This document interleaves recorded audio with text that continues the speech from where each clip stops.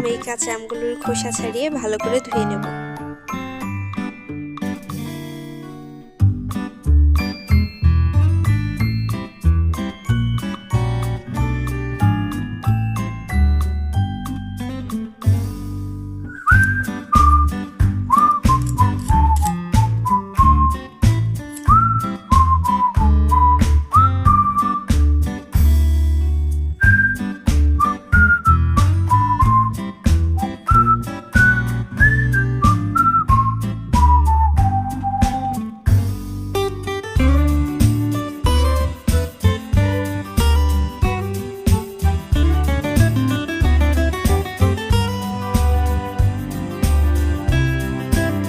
এবার আমগুলোকে লম্বা লম্বা টুকরো করে কেটে নেব।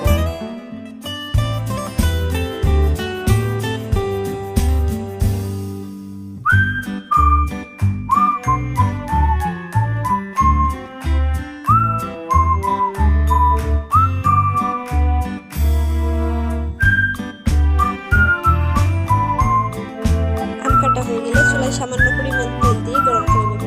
আপনারা চাইলে তেলটা স্কিপও করতে পারেন।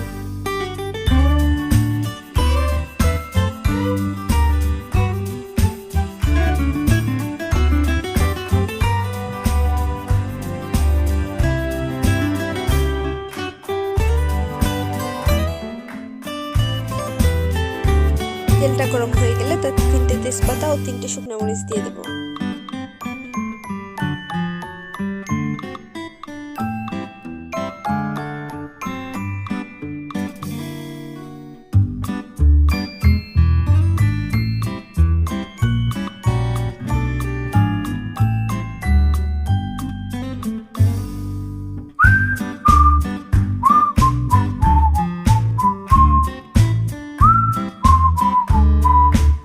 ভাজা ভাজা হয়ে গেলে হাফ চামচ জিরা, হাফ চামচ ধনিয়া, হাফ চামচ মেথি ও হাফ চামচ মিষ্টি সস দিয়ে দেব।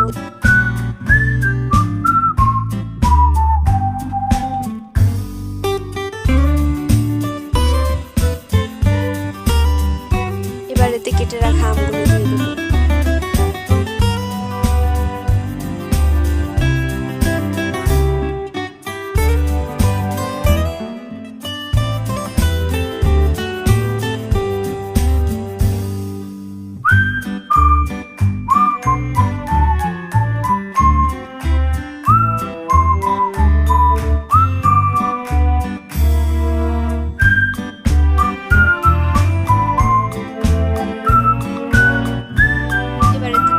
হাফ চা চামচ পরিমাণ হলুদ, 3 কাপ পরিমাণ চিনি। এখানে 2 কেজি আমে 3 কাপ পরিমাণ চিনি দিয়ে দিলাম।